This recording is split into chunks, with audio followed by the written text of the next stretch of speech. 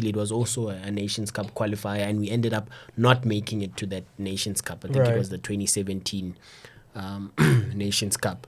So having said that, when you've lost, sounds like excuses. If you've come away with a point, it sounds like, you were brave. Yeah, there was a mental barrier that you went through. Exactly. And the boys went in there and fought very hard for the point or for the 3 points. But for me, from what I know and from what I saw on the day of the game, it was just, it was just a poor performance. And also some of the substitutions, were a bit confusing for me. I mean, when Bongani got injured and Tapelo Morana came on, it took me pretty much the entire game to figure out where he was playing. Right. I didn't know whether he was a central midfielder or a winger, or whether he was up top with Bradley Grobler, so some of those things. But of course, they came back home and rectified it by getting the 3 points. Yeah, I mean, looking at that, obviously not the ideal start, but do you think in terms of philosophy, I mean, were we seeing tinges of the old Stuart Baxter type side that was still trying to acclimatize to Molefi's ways? I mean, he gave Bradley Grobler a start ahead of Lebu Mutiba, so you were thinking there that's a new broom sweeping clean. But I have a bit of sympathy for Nseki, obviously, because he's had one friendly and then he's gone straight into this Ghana game because the September friendly didn't happen because of the xenophobia or whatever you want to call it.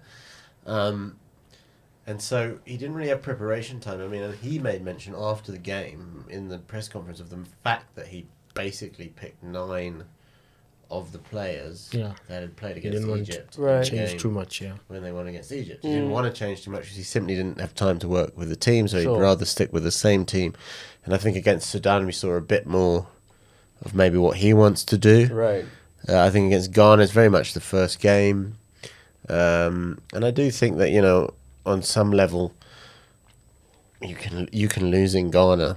It's fine, right? I mean, where South Africa are in the world rankings, where Ghana are, Ghana's pedigree. Okay, they're not the team maybe of the Michael Essiens and Stephen Appiahs of this world, but they've got the Ayew brothers. They've got Thomas Partey, who's at Atletico Madrid. Yeah. They've got better players than us. Right. And Partey took his goal. Perhaps Ronald Williams was unsighted. It was a bit of a freak goal on some level, and then the other goal was a brilliant finish, and you just say, okay, we lost that game. Yeah. That's the most difficult game we're going to play in Group C, probably. We didn't play well, and we didn't have a shot, which was a bit worrying, I do think that, if that was a Baxter side, it may have been ripped to shreds more than it was. Because we didn't have a shot. We didn't really threaten them. We tried to overload the right side in the beginning with Percy Tau.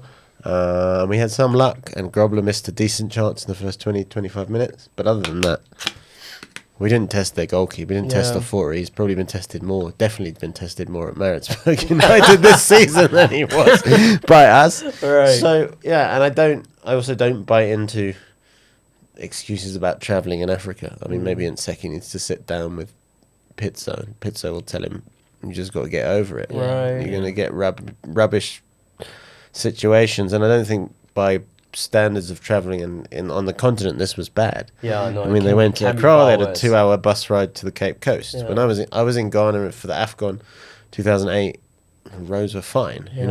You could fly even. I don't know if they could have flown there, but you could fly. They had like an internal airline, so I don't think really. And also, I don't really buy into that. I don't really buy into the fact that you said players were coming back saying they were exhausted, and then he had to, deal with that in the game against Sudan. I'm like, why are you whining about? Everybody plays in international football. It's the same for everyone. Right. Stop complaining and get on with it on some level. No, fair point. Yeah, that's that. But I do sympathise in the sense that he didn't really have much preparation time with the team. Yeah. He didn't have much time to build a team in his own image, and so he can now work on that going forward. But he's also going to have to learn to. And I mean, having been an assistant to Stuart Baxter for 2 years, he should be well aware of that. Right. That you don't have the time that you want as a national That's team actually coach. true. He knows this environment. So maybe now because he's the man in charge, he's starting to feel the weight of it more. But I'm sure it's not that he's oblivious to it. I think it's what I'm saying. The fact that he's now calling the shots. the weight of it is a bit heavier, and obviously the noise from critics or fans or what have you. But he's got to learn that you have a game on a Thursday and you get players on Monday, and you've got to make it work. For sure. For sure. Yeah. Well, the group as it stands, Ghana are currently in the lead with 6 points. They won 1-0 against Sao Tome and Principe, who were beaten by Sudan. So already we kind of see where we're going to get the points from, having gotten them against Sudan. Coming to that match on Sunday, a much more improved performance. One where that 1-0 scoreline doesn't really tell the whole story. We're quite dominant in that game, and it goes to show that if we put in performances like that, then we've booked a ticket to 2021. Yeah, I think Tapelo Morena could have scored as early as the Second minute. or third minute. And he missed a sitter there.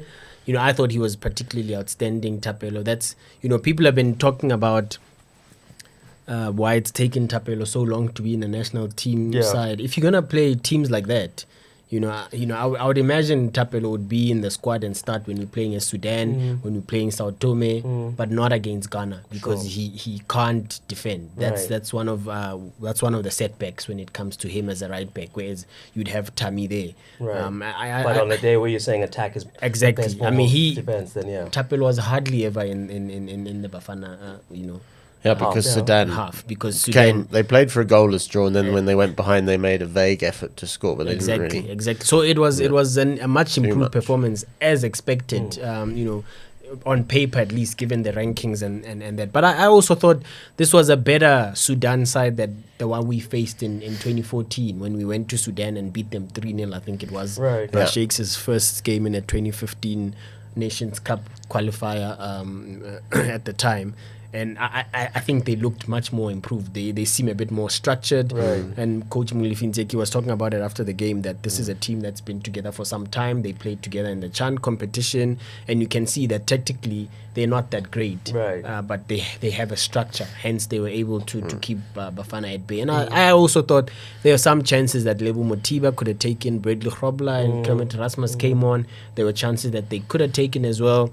But at this rate, a win is a win. Yeah, you got the points. Yeah. Mulifi has time now. Obviously, he doesn't have the players, but because the next game for the Nations Cup qualifier, I think, is in September or August. Yeah, I know. But there will be a World Cup qualifier in March. He's revealed his plans for that break to go look for players.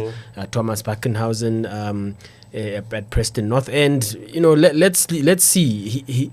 He's definitely not going to have enough time to sort of put his imprint on how the national team wants to play. Yeah, but due to lack of players and stuff like player availability. But I think over time, as did Baxter. I mean, Baxter did eventually have his.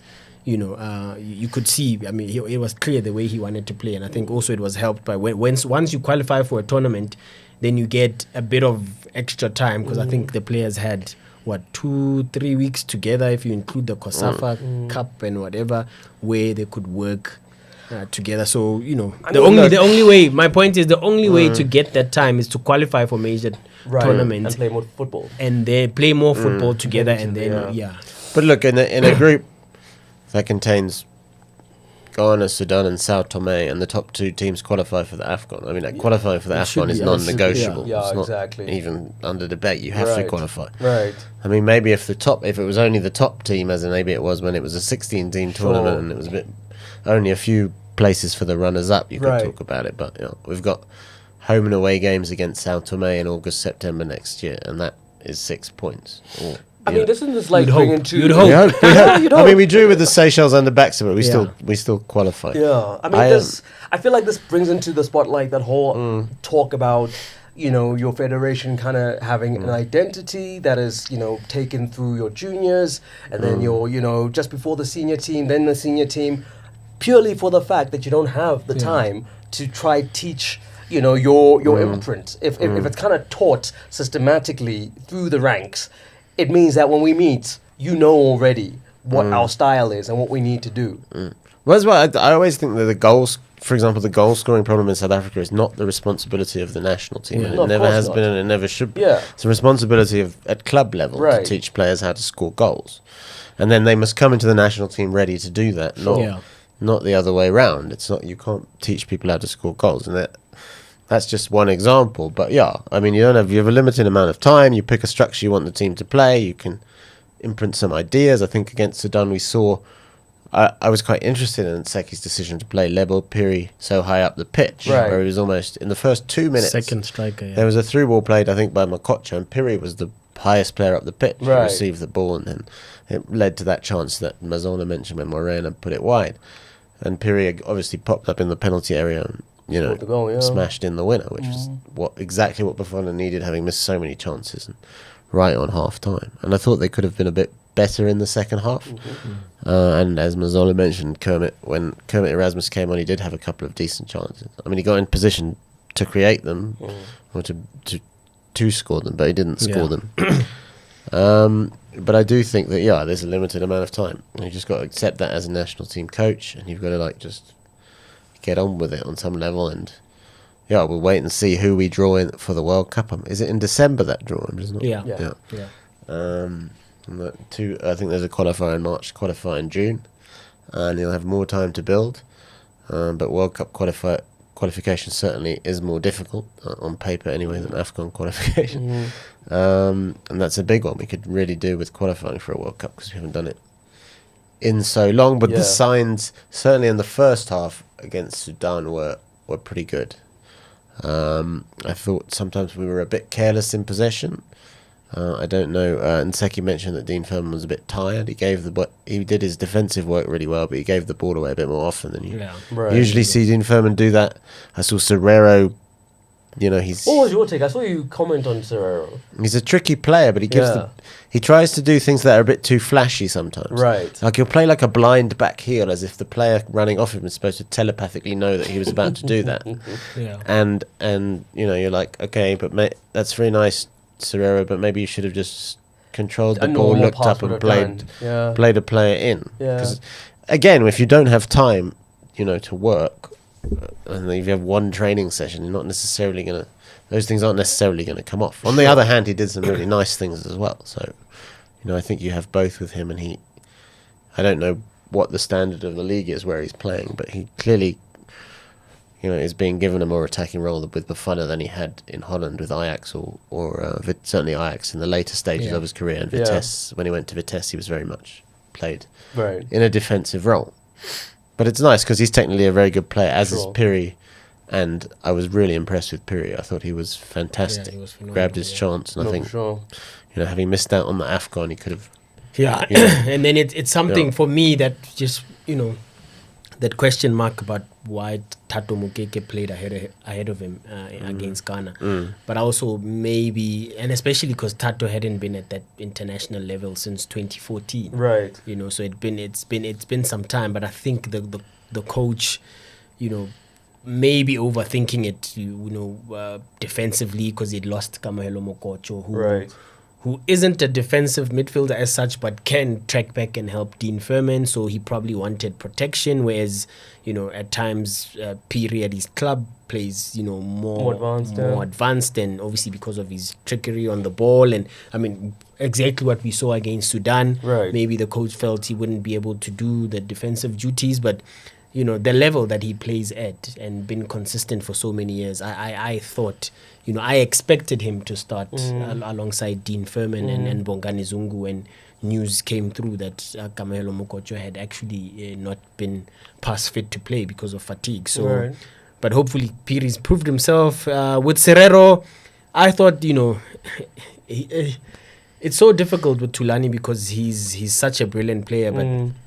over the years, a lot of people, including myself, I felt like he's not been at his best for the national team. Right. And he's always had his squabbles with national team coaches from Baxter, from Sprashakes, Gordon Eggerson, wanting to be guaranteed game time, and which is impossible, especially, the level of competition within a national team. He got his chance. Like Jonty is saying, I'm not entirely sure the type of level that he's at now in the United Arab Emirates. But what I know for a fact is that the head coach there is a Dutch coach who knows him from when he was at Ajax. Right. Having, I think, worked with him briefly there, and he wanted to build the team around that Ajax type of system, and he felt Tulani would be would be the talisman for that. So that would, in my mind, I would think he plays further forward. And I love Tulani because he, playing in pockets, he's got nimble feet and he can create something out of nothing. But it just didn't come off against Sudan. I think if Tulani was at his best, he would have been able to lay the ball through for Lebo Mothiba and a couple of attacking players to actually get the goals that we needed. Initially, when I saw the lineup, I thought, great on coach, attack minded, full force, but we missed way too many chances. It should have been a walk in the park. Yeah, a walk in the park. Yeah. But it was tense towards the end. Although they never looked a threat, but if it's 1-0 for that long, you never know. They could feel the last 5 minutes. Let's push. We've held out this long. Yeah, we've held out this long. Let's just try and see if we can nick in a goal and get a point. Mothiba also looked like a player who's lost a bit of confidence. I mean, I know he came off scoring 2 goals for Strasbourg, but yeah. In the AFCON, he was holding the ball up way better than he did. Absolutely. He was sort of not sticking to his feet.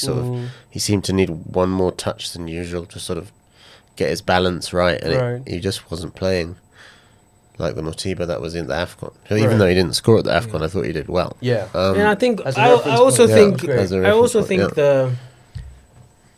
the fans play a role in that. Because even at the AFCON, they got on his back from the first minute, the fans as well.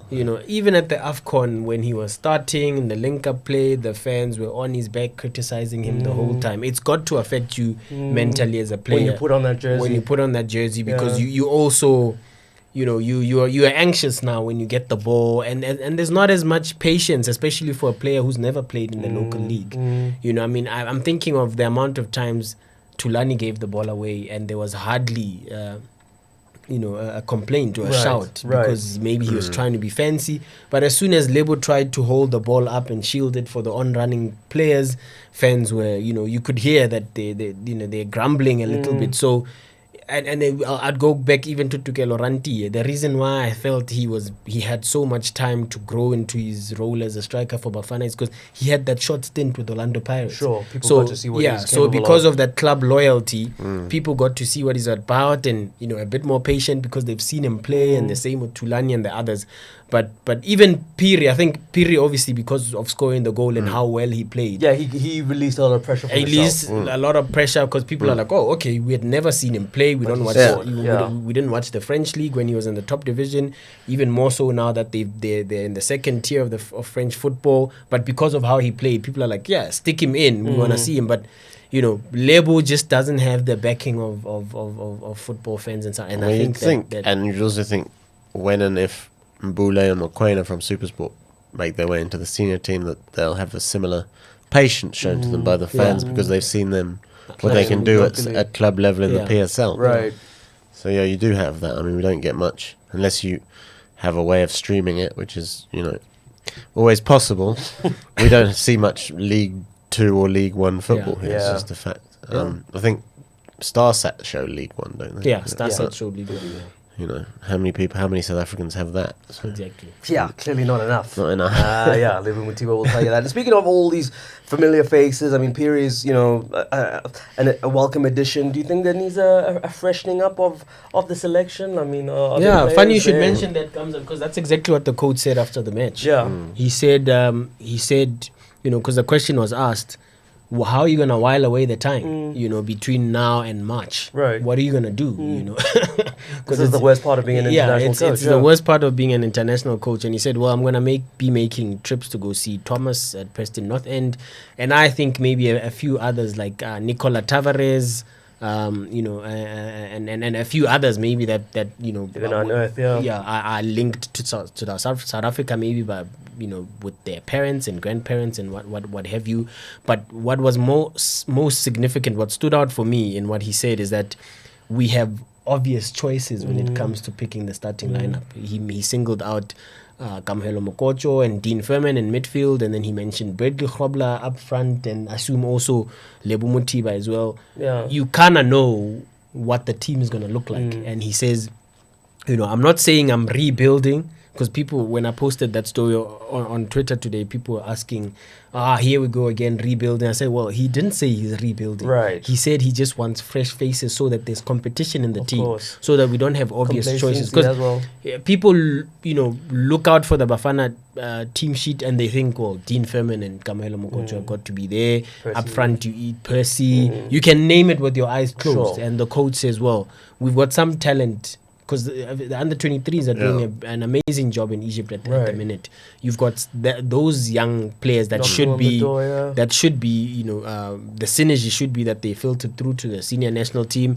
And if you've got other players elsewhere that can be eligible to play for the national team, try them out so that you've got a wider pool of players that are at a top quality. Don't just give out caps willy-nilly, of course. but let's get guys that are going to offer competition. Look, I wouldn't mind seeing Dean Furman play for the national team until he's 35, 36, because he's a grafter. He puts in a proper shift, but he's 31 now. You wonder if he will be there for the 2022 World Cup, if you qualify, the 2021 Nations Cup. So you need to players baton, to start coming in and showing that they can step up and take that role. Okay, well, that was a great way to segue into the under-23s, who are currently at the AFCON, kind of hobbled out of the group, but at the end of the day, they're in a good position to qualify for the Olympics now. And I mean, we're saying Malefinciki's had tough conditions. We got to spare a thought for David Notwane, who even worse, because now he left with literally a starting 11. Had to make do with that. And the international break is coming to an end. Maybe some club might say, hey. Yeah, well, he said there that, why would a club want to deny those players a final? And I kind of get it, that if they do make it to the final, it'll be a very bad optics for whatever club says come back. I mean, the other side of that argument is, if we beat Egypt tomorrow, we qualify for the Olympics. Yeah, I guess. And the club might say, well, you've qualified for the Olympics, give us our player back. It doesn't matter that you're playing in a final. You win the final, don't you? Yeah, you do. But the job is done. You've got to admit that the ultimate objective is to get to Tokyo. You're not really, You're not there to win the competition. You're there to make the top three. I never really remember who won the CAF Under-23 Africa Cup of Nations. I mean, maybe that's me, but I don't remember either. We will remember who won the Olympic football tournament or who competed at the Olympics, and when South Africa do compete at the Olympics. Obviously, we all remember the team that played in Rio. Yeah. Now we'd love to see them in Tokyo, and I think it's fantastic. I think they got it exactly right. They didn't really. A point was fine from the first game, considering they had no players or they had a very limited squad. And then they got that amazing result against Ivory Coast, who ended up winning the group. But that Mokoena free kick was from another planet. For sure. I mean, and then, they needed a point, and they got it against Nigeria. So, fantastic. Obviously, they could do with a few more goals if they're going to win the tournament, or and then, but they've built themselves on a solid defense, and they've really performed amazingly well. And maybe they can. Obviously, Egypt again, Cairo International Stadium. We all remember what happened with Bafana, and maybe they can also do it. And I think you want, and although the previous team did get through by winning the third place playoff against Senegal in a crazy game. Yeah, you want to really get it done. Yeah, and then you've got nothing to lose in the final. Of course, you just want to get it done. Otherwise, there's so much pressure on that third place game. So hopefully they can get it done tomorrow. Okay, well, I hope so too, because like you say, then it kind of just settles matters. And I mean, looking at that, the 2020 Olympics with these players, I mean, we're hitting a really nice sweet spot at full strength. Our under 23s are world beaters. Amazing. Sure. Just looking at that crop of players, I mean, even when they played, I thought obviously they were unfortunate in the COSAFA Cup. Yeah. The squad was pretty good, but I think they were playing players that are much older, much more experienced, and they got the better of them. Right. But, against their age group, for me, they're just phenomenal on the continent, and I to a point where I feel like if David Notwane had a full strength squad, the one that he had when throughout the qualifiers, right, for this 8 Nations tournament, we would go there with heads held high and broad shoulders, that we would actually go all the way and win this competition. Right. But even then, with a few players, I think when they left, they had 14 players. That first game when they played there, I wonder how many subs how many guys he had on the bench, that he could have brought on to change the game. And then to get a boost by getting Sipombule and Tebo Mokoena. And then now we are 1 win away from actually qualifying for Tokyo. So the pool of talent there, which is why I feel these players, regardless of whether they qualify for the Olympics or not, Coach Molefi Ntseki has to start blooding them in. You can't have players in the current Bafana team and you moaning, or maybe not moaning, but saying you need more choice. Yeah, you need more choices, but then you have Mbule and Mokoena kicking their heels, and you keep saying no, go play for the junior national team during the international break. No, not to mention Luther Singh, who's playing in the Premier League or in Portugal every week. Exactly. And there's plenty. Man of the match the other day, Lyle Foster up front. There's Godisang at SC Braga as well. There's plenty or choices. There's the boy at Southampton who's also the kid at Leicester as well, Shakoane as well. So there are options. So let's see what he can do. But I hope this team can show the world what they can do. Get the spot at the Olympics. Mm-hmm. And then once you're at the Olympics as well, scouts. I remember that team that went to Rio. Mutiba was there, Morena, Mobara having Neymar in his pocket.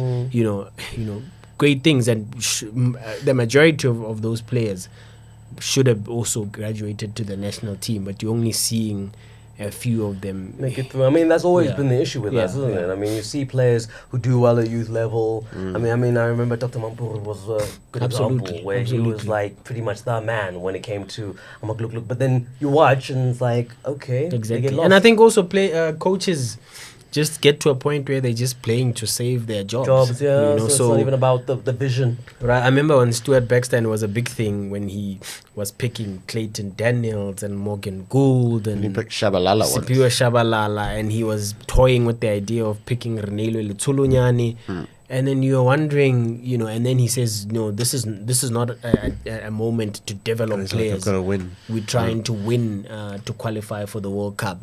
Fair enough, but at the same time, you picking 34, 35-year-olds. It doesn't look great when you then lose twice to the Cape Verde Islands. Exactly. When you have younger players that are showing potential and should start being blooded in. And also, that's the other thing. Baxter said he would at least have 4 young players going to the AFCON, but that didn't happen. He allowed David Notwane to take the under-23 side to the COSAFA Cup, and he said, I'll probably pick 3 or 4 from that and take them to the AFCON for a learning experience. But the only young player that he picked was the goalkeeper, Bruce Boomer. Right. That's about it. The rest were older players and the like. So hopefully Molefi can try and do things a little bit differently, and that he has the support of SAFA as well. Because when SAFA are also putting pressure, then the development falls by the wayside. Exactly, and the coach just tries to pick the best of the bunch in the local leagues or wherever, experience, and then try win games. Okay, well, no, all the best to David Notwane and his Chargers, because Ivory Coast or Ghana could be awaiting them once they defeat Egypt, we hope, in that semi. But yeah, if they do that, then the job is done as far as the 2020 Olympics are concerned. But it would be nice to have started under such strange circumstances of traveling with such a small party to then come back with an extra piece of luggage, and that, of course, being the trophy. So let's see what happens with that one. As we turn our attention back to the local league, good news, posted 1 billion rand in revenue. So they can afford VAR now, that's why. Well, yeah, I guess. Apparently that's also got to have something to do with SAFA. It can't just be the league. It has to be a collaboration between the two. But let's talk about that, because that means, essentially, with all that money coming in, that trickles down to the clubs. The grants should. will increase. We hope. Should trickle down to the It clubs. should trickle down to the clubs. All things equal, it should trickle down to Shouldn't the be clubs. just bonuses that picked up by the PSL Exco. But what I wonder now is that we've always said that the money kind of muddled the game a bit, you know, because we speak about players not wanting to leave, not wanting to go overseas and push themselves over there because they well looked after over here. So it's a double-edged sword. I mean, it's good because there's money in the game, but we still have some glaring issues, and that one of the that comes with the money is the fact that players, you know, Too comfortable. yeah, end up being too comfortable. Yeah, well, I think it also depends which club you're playing for. You know. Right. I would imagine the comfortable players are, you know, at Kaizer Chiefs, Orlando Pirates, definitely Mamelodi Sundowns, Sure. SuperSport United. I don't know about Bidvest Wits now because, Yeah. you know, of the restructuring and... But I'm you can't sure they're just change okay. a player's contract. Exactly. No one's asked to leave because of that. So yeah, you but I'm kinda have saying to the think- incoming players, Yeah. you know, those Yeah. who are there maybe are still sorted until Right. such a time that you have to renew a contract. And it also depends who you are. If you're Sure. Tulani Hlatshwayo, obviously you get an improved contract with benefits. But if you are, you know, Kyle Lark, or if you're an MDC, Carl Lark.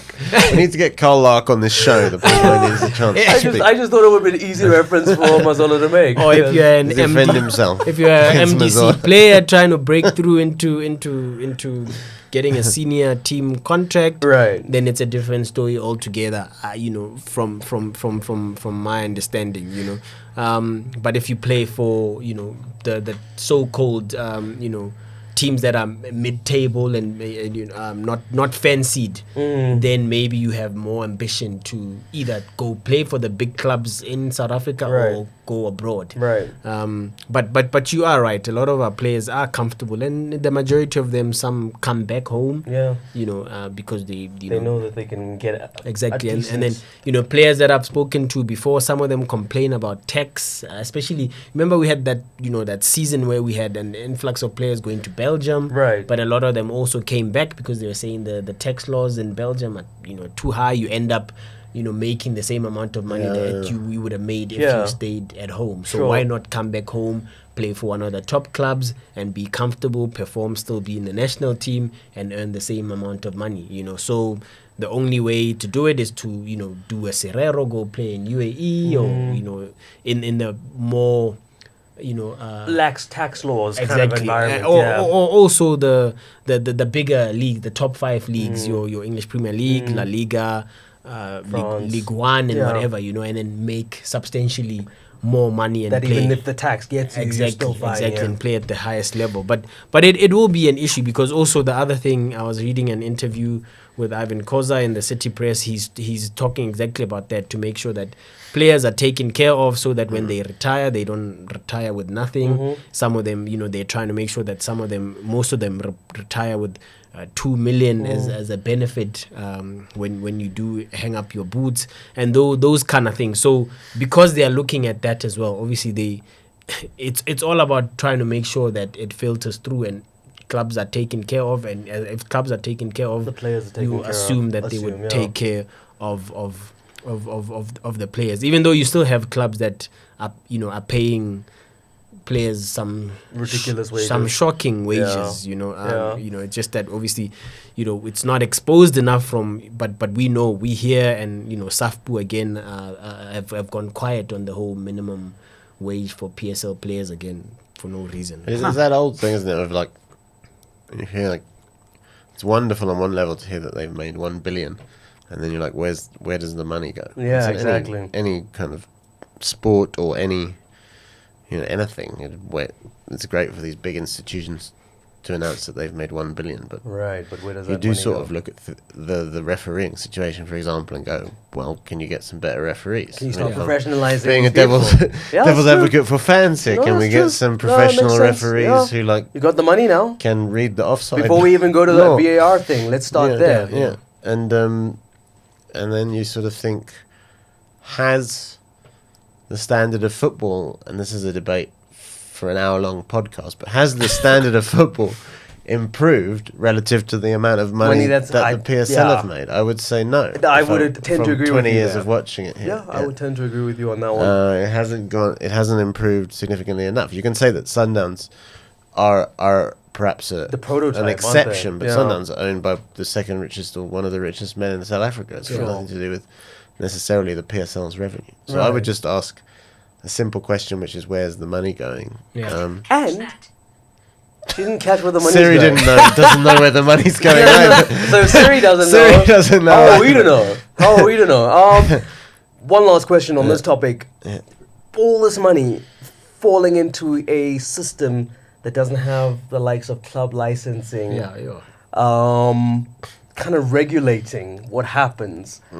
I mean, does that not put us further away Yeah, from getting things yeah. like that in place? Because essentially, people were like, well, here we are, R1 billion later, without your club licensing, so why do we need that? And it's funny that the conversation has, it took place a long time ago about club licensing, and I think the chairman would also agree that he's on the record saying that it needs to be fast tracked. Sure. We can see the benefits of it. We know the benefits that will come with club licensing. But I don't quite understand why there's such a delay. But I think from a piece I did a while back is the fact that it would force a lot of the clubs to do the right thing. to do the right thing and step up their administration so much so that maybe some of them are the ones that are holding it back because Sure. they know that if club licensing comes to town And they lift the hood on operations. some clubs would have to to close its doors, to let maybe a new owner take over, a new administration altogether to take But surely over the then you running say, of the club, guys, yeah. a year to get your house in order. This thing is coming on this date. There's no stopping it. Yeah. I mean, that's the way to go about it. But things aren't always that easy, at least from an African point of view or from a PSL point of view.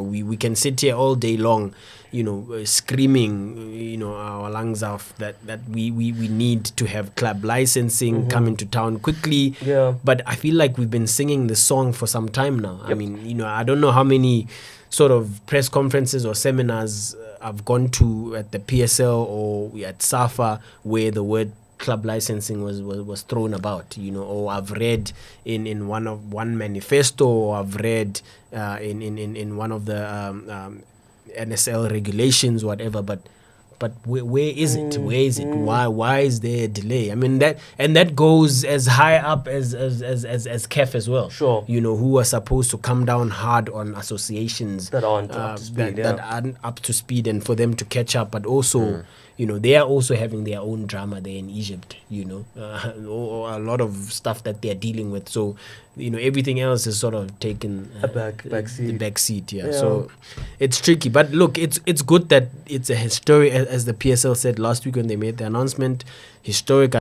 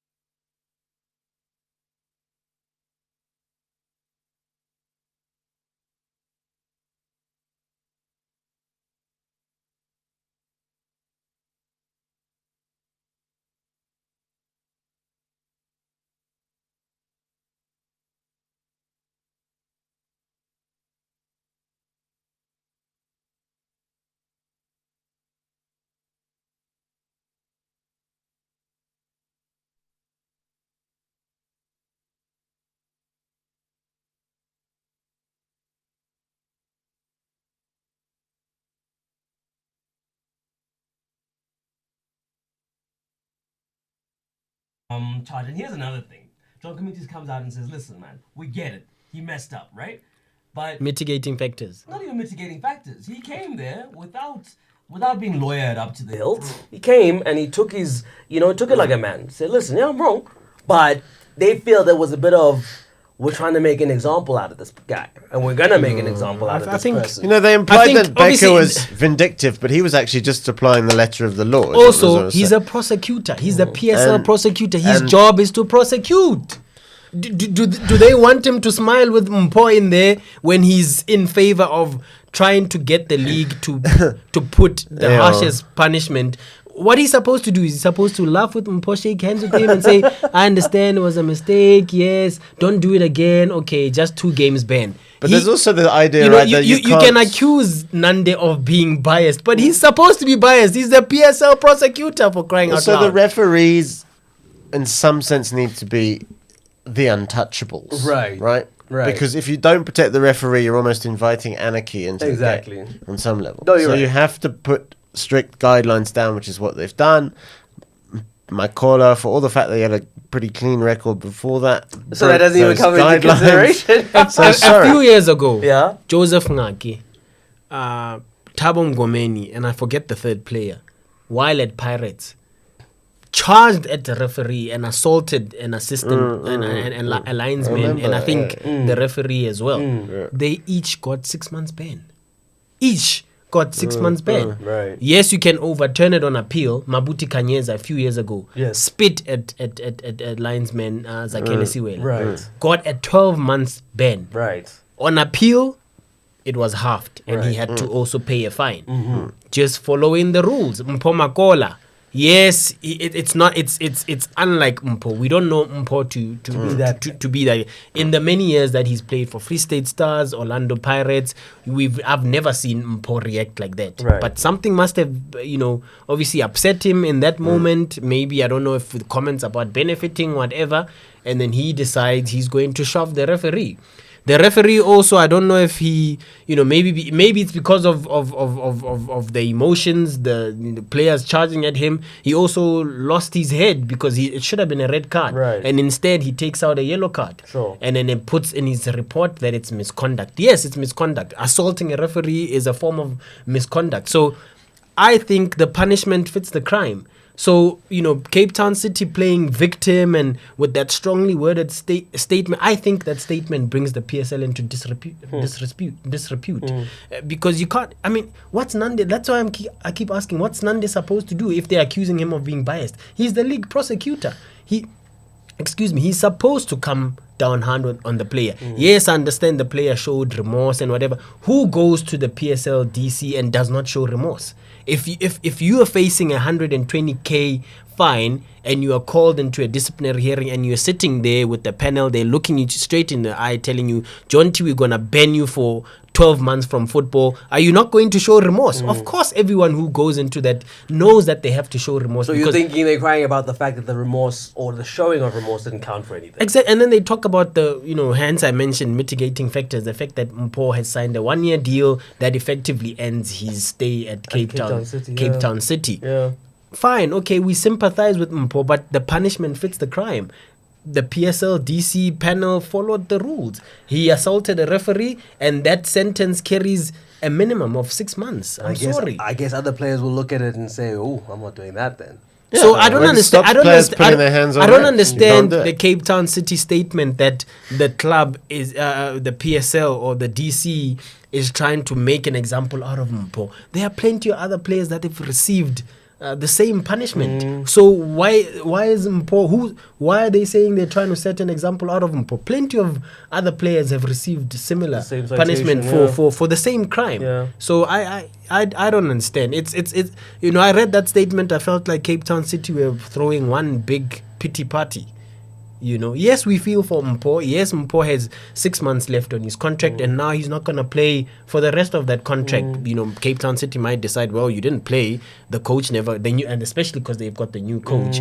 The coach didn't get to see you, so sorry, you're going to have, you are 34 years old. Yeah. So let's see. Yes, I understand mitigating factors, but if you've, I know this is an extreme, but if you've murdered someone, and you go to court and you say, oh, I'm poor, I needed to steal money to put bread on the table, that's a mitigating factor, right? But are you now supposed to receive a less Harsh sentence. harsh sentence because you are poor, therefore you murdered someone? I know I'm taking it to extremes, but my point is he shoved the referee and the sentence minimum of 6 months. So yes, his contract expires in 6 months, but the rules are rules. You should have been the last person. Yes, Anita Baker might have said rules are meant to be broken, but no, rules are not meant to be broken.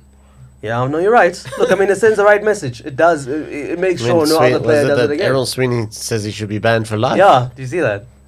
There's another side of the argument. That's another side of the argument. The extreme side of the argument, but essentially that's what they've done because, I mean, come the end of his contract at his age. Look, I still think Mpho might get it down to 3 months, whatever, when he appeals. Okay. Because I think possibly... He might, possibly. I mean, if you follow Mabuti Kanyeza's case, right, that he was essentially able to reduce his 12 months ban to 6 with a fine on top of that. What was Kenya's argument? That he didn't spit at the ref, that he spat, and it just in the happened direction, to, like, just happened go to be in the towards direction. the ref. I think also Kanyeza argued mitigating factors because also his contract was up soon. Banning him for that long, that effectively means his career is over and whatever. And eventually it was reduced, and he did get his career up and running again because he then went on to play, I think, for maybe one more season at Ajax, then went back to Golden Arrows and yada. So I think Makola probably still stands a chance to reduce the sentence on appeal, but I'll say it again: the punishment fits the crime. Yeah, nande. Anyway, you can argue is like, what? So is I don't assault? understand why You can I say think- like that wasn't assault. I also think nudged him a bit. Yeah. You can I say might like be it it. was a gentle, massage. Because I whatever. also think Cape Town City are playing on the whole Nande Beka fiasco from last season with Mamelodi Sundowns, and Right. obviously Nande didn't cover himself in glory either by saying that he doesn't get to watch as many games. He's out having dinner with his kids or his grandkids or whatever.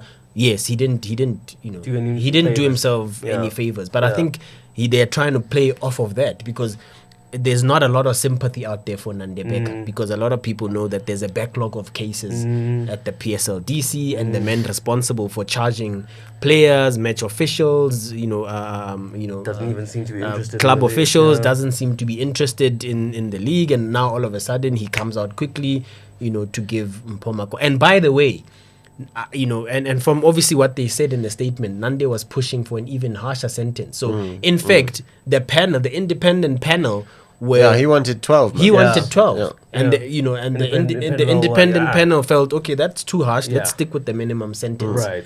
So in fact, it wasn't up to Nande to decide, how he was going in there to prosecute. Same he did with Tidiela. He wanted Tidiela to be banned for a year. Actually, I think he wanted more plus some money on top of that. And the DC said no, this is what we want. Same with Sundowns when they feel that Wayne Arendse is an eligible player. Nande wanted a harsher sentence, but the independent panel said, no, we're just going to fine them. We're not going to dock points and whatever. So, they're just playing off of that. That Nande never covered himself in glory. But Nande is the PSL prosecutor. If you're accusing him of being biased, so be it. Because that's his job. He's doing his job. So, what does a state prosecutor do? He tries to get a prosecution through. Toughest one at that. Yeah. So it was. I read that statement. I think the PSL should charge Cape Town City for that statement. That's interesting. You want them to charge them? It brings the league into disrepute. How can you make such accusations? They were just all emotional, and they went on a warpath with that statement. Yeah. Here's an interesting question from Mayanda Francis Fellam. He asks, if Abongile Tom, right, awards the red card instead of the yellow that he did, would that have made things different in terms of the punishment, or the punishment would have stayed anyway? Does awarding the yellow have an influence? It's still assault. Yeah. You get So charged, it's outside of that. charged on top of that. Because if I remember correctly, I think the three Pirates players, I'm not sure, but I think they might have been one or two of them might have been sent off, if I remember correctly. Then the point is also that a ref can't decide, because Cape Town City made the argument, well, the ref didn't really think it was serious. No, he said because there's a match commissioner there as well. The PSL decides Exactly. that, and they decided it was assault, and that's if it's assault, it's, as Mazola said, it's a 6-month minimum sentence. What's interesting here, someone's pointing out in England how the FA have kind of designated assault. Participant acts in a manner which results in an injury to the Okay. match official. Okay. This category includes spitting at the match official whether it connects or not. An So- injury. So I wonder if that means that if the FA would have seen the Makola thing as not assault. Well, I from that definition, then it's not assault. not assault. Because it's definitely, I don't think Tom showed any indication. He Yeah. was Yeah, injured. look, but also Cape Town City in the statement also argued that they made an example of Frank Ribery in the Serie A, but guys, we're not in. This is not the English Premier League, Different and this is rules. not You have this is to not cite- Serie A. you have to cite, yeah. Each federation has its own regulations, rules and code of conduct, Yeah. and you are punished according to your league. your league, your federation. Don't tell us about Serie A and Frank Yeah, no, Ribery. for sure. They're wrong, but this person is maybe saying that, listen, if it could be something to adopt. Yeah. Maybe. Just have very clear. If Cape Town City really want to pursue it, they can go to Cass- Switzerland. Oh, no. For a guy whose contract is in his last 6 months. He can maybe go there. I don't know. Maybe. He'll have a lot Have of the time ban on his hands. overturned. Oh, maybe. But okay. There we have it. And I mean, the lastly- other thing is, Yeah. if the club is so remorseful and angry, they can just simply say to Mpho, "We'll stick by you. We'll Yeah. give you another year. Yeah. Yeah. Yeah. We'll sign you for another sit this year. one out. Sit this one out. It's 6 months. It will be tough, but you'll keep training. Do your badges. Whatever. Find some other hobbies, and then 20 to 21 season, you're back in it again. Even though that's He'll down be to he'll the be a coach. year older, but Right. He's banned from playing, right? There's nothing stopping him, like, working with the coaches in the academy. Well, that's what I was whatever saying. they- Like, you do his Yeah. badges or something. Yeah. If he's so inclined. But okay, let's see what happens. I mean, this one, yeah. It's But gonna be very having said interesting. that, I know maybe I come across as, but I still think on appeal he could get it reduced. Yeah, Kakisho Dakacha is listening to you and saying, never played a day in his life. Never played a day in his life, doesn't understand football. Doesn't understand the emotions. Yeah. Doesn't understand the emotions. He's never kicked the ball. And lastly, so let's talk about that. What's going on at Sundowns? Oh no, I don't want to talk Alex about Shakoane. that. No, I don't want to talk about No, that. I don't want to talk about that. Fifth. I plead the fifth. That's not a You're doing story. Alright, American. guys. That's not a story. I mean, So what's not a story? Tell us what happened. That's not a story. Are we talking about the accidental WhatsApps, or what are we talking well, I about? mean, it wasn't. It was accidental in the sense that it landed in that particular WhatsApp group. Yes. But I think Shakoane was definitely trying to forward it Right. to someone. He was someone. definitely Okay, forwarding it. Yeah. It's an accident that it landed in that specific WhatsApp group. And stayed there for how long? But also to then, I mean, this happened last week Monday. To then have a Sunday newspaper run that story 6-7 days later. I mean, so there's no news, and it's a front page story. Hey, well, It was a front page story, guys. BAFANA were only playing later that day. They didn't have news. No, not even a back page story. It's a front page story. It's a splash, It's a splash. and it happened a week ago. Right. So I mean- there's been no fallout with the affected individuals. Not that I know of. I mean, I just haven't heard anything about a fallout. Okay. I don't know. I don't know anything about a fallout. Okay. But I mean, there'll definitely be a fallout now. There's definitely a fallout now. Listen, I'm not in the group. You guys are. You guys pleaded the fifth, so it's fine. No, I don't want to talk about that. We're not going to talk about it. I It don't was think- just a lighthearted way to end yeah, the show. also, I think the newspaper just desperate for news. To be honest, Of course. I mean, Of front course. page. Maybe if it made the inside of the back pages, Right. Or maybe if it made page 6, Right. maybe you'd say, okay, it's a bit of a stretch, but Look, I mean, it's a clearly slow, the editor is it's like, a slow I news know my week. market. But front page. But also we I know give my market. And also, I know now I'm talking about it, even though I said I'm not going to talk about it. But I'm not talking about the text. I'm talking about the reporting. Right. The fact that newspaper also it didn't have any fresh angle. it's just the WhatsApp message is copied and pasted on there, and then just kind I of. wonder who they got those from. Why do PROs get so much publicity in PSL as well? It's just bizarre to me. I mean, it's just it's an employee of a club who's supposed to do a job, but it's not supposed you know, I mean, kind of been like it's supposed to be like front the and center, like, spokesperson. or I mean, the- after reading you that know. story, I was none the wiser. I mean, thank you, gents. Yes. You did a very good job of denying the story. Awesome! Thank you. Thanks to everybody who tuned in. That's how we end things this week. Yeah, it's going to be an interesting one to see how, as things resume, it's going to be, a big challenge now for the likes of Kaizer Chiefs, who, interestingly enough, on the back of this window, for the international games, Ofori obviously turning out for Ghana. He's now being linked with certain PSL clubs that are at the upper echelons of the table. and a Belgium club, I read yesterday. Yeah. So Look, he's a good goalkeeper. I mean, Right. Pirates wanted to sign him before they obviously signed Joris Dele. Right. I think he would have made a better signing than Joris Dele. But I think maybe Maritzburg were just the figures there. From what I understand, Ofori's contract is coming to an end at the end of the season. So if they don't tie him up to a contract soon, or if he doesn't leave in January, he he's may going to leave. do the same thing that happens in the PSL He all will the time. probably leave as a free agent. He is such a good goalkeeper. I rate Ofori highly. If Kaizer Chiefs are looking for a replacement for Itumeleng Kune, there's your guy. Not like pay for the future.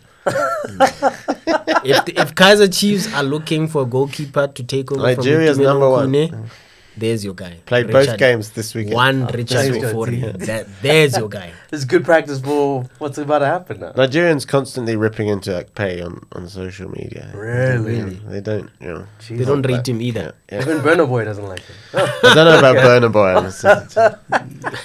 Anyway, gents, on that note, we're done for a week. We'll catch you in a week's time. Thank you so much for checking out the Front Runner Football Podcast. For myself, Gamza, from Azola, from John T, and from Cash, who's running the desk in the background. We'll catch you in a week's And time. from the Mamelodi Sundowns WhatsApp group. That one too. Peace out, guys. Cheers.